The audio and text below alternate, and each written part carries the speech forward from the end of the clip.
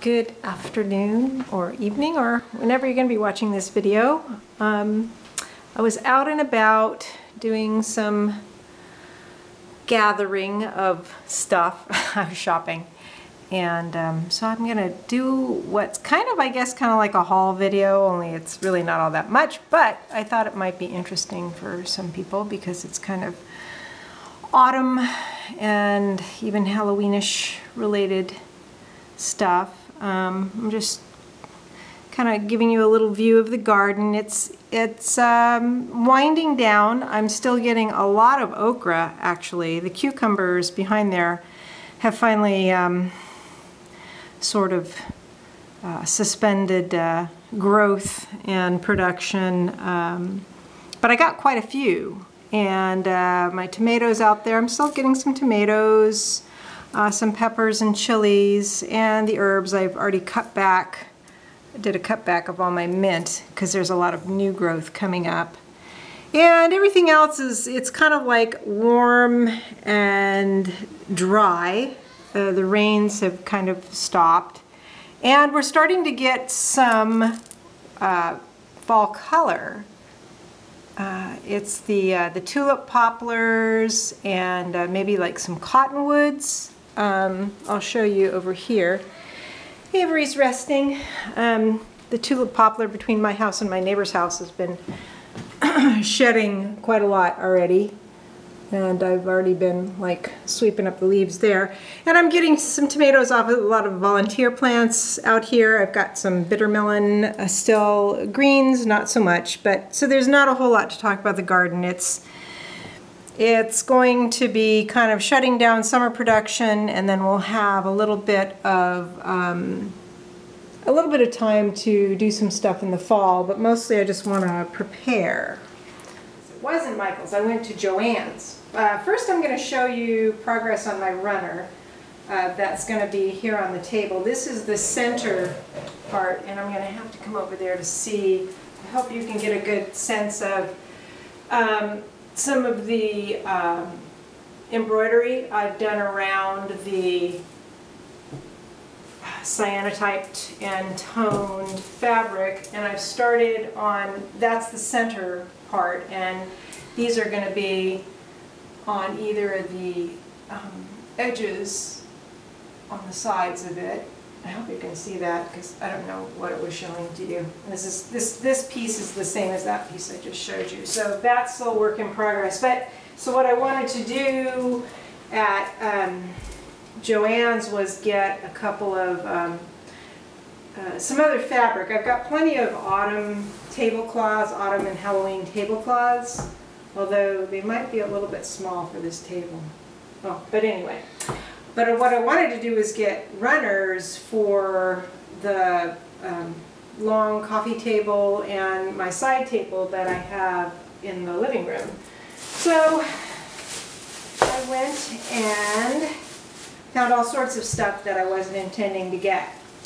And I guess what I wanted to let everybody know is at least at the Joann Fabric here in, it was actually, I guess it's actually called Midlothian where it is. It's not in the city of Richmond anymore. I found their selection of Halloween stuff and autumn holiday stuff better than Michael's. What they had resonated with me more. And everything was 40% off. I don't know how they work their stuff. It's kind of ridiculous. 40% off and it's not even September yet. That's kind of crazy. But in any case, I'll show you what I got. I am kind of a nerd for novelty socks. So I got 3 different kinds of novelty socks. Of course, a little witchy one here. These are cute. And let's see, oh yes, this one I like a lot too, the bats in the tree. Because my Halloween novelty socks were starting to get warm, so I got those. And then the fabrics that I got for the runners, I actually have, I think, a similar fabric to this in a tablecloth I made another year. But so this is one of the fabrics. And the fabrics I think were also like 40% off. And then just this one will be kind of like even after, be able to use it after Halloween. And this one. So those are those, and then let's see what else. Lights. I hadn't intended to get lights, but they had all sorts of little accent lights, and these are sort of like a clear candy corn. So they'll probably end up just looking orange.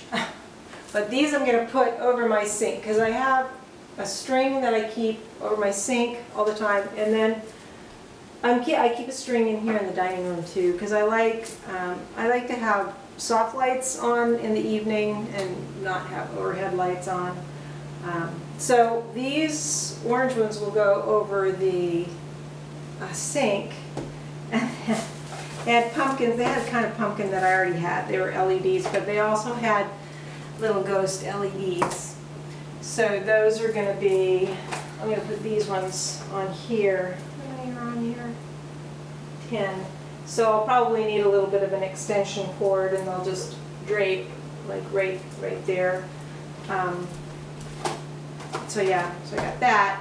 And then when I was leaving, I saw they actually did have runners. So until I get mine cut up and stitched, which actually won't be long, this was kind of a cute lacy sort of pumpkin runner there. So I got that. And then last but not least, I got myself some candy corn, which is probably a mistake. Actually, last year I got candy corn and I never finished it. I mean, I ate like, you know, that much of the bag.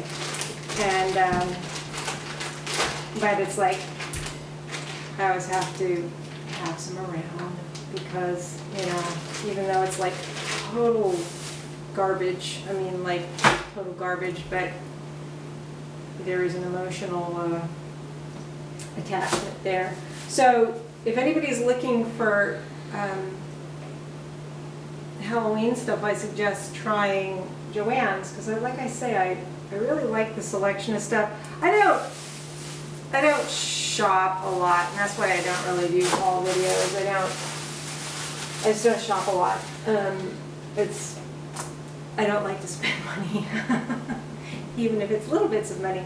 But when there is something that I feel is worth giving, I will get it. Oh, I'll show you these guys. These are kind of cute. I got these over here. Let's swing you around. And I got these at Michael's a little while ago because I have some that I keep up all year round already. I'm gonna do that. There we go. On my Baba Yaga shrine in the kitchen, but these are some different ones. These are cute. So, but those are from Michael's. I got those like, I don't know, a little bit ago. So I guess that's it. It's just kind of a fun little check-in video. I've been working on, I haven't been doing many cyanotypes recently. I've kind of suspended production with that for a while until the leaves start falling, and then I have some ideas. And I've been working on shooting more pinholes. I may phase in a couple of pictures right here of some of the pinholes I've been doing lately. Trying to get my head back into pinhole mode because I'm going to be doing the teaching the workshop in October. So over the next month I need to kind of outline what I'm going to present and how I'm going to present it, and it makes me a little bit nervous, but I'm trying to put my head in the place of how I talk to people about pinholes and pinholing, and that it is something that I know and that I'm familiar with, and can convey my enthusiasm and knowledge and all that sort of stuff. So I've been doing that. So I'll